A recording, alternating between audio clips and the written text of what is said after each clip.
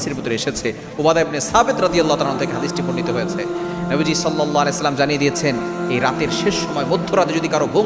ঘুম ভেঙে যায় আর সে যদি আল্লাহর কাছে এই ছোট্ট বাক্যটি পড়ে দোয়া করে, আল্লাহ পাক রব্বুল আলামিন তার দোয়াগুলো কবুল করেন, তার মনের আশাগুলো পূরণ করেন। যারা অভাবের ভিতরে আছেন, যারা কষ্টের ভিতরে আছেন, যাদের দোয়া কবুল হচ্ছে না, সন্তান কথা শুনছে না,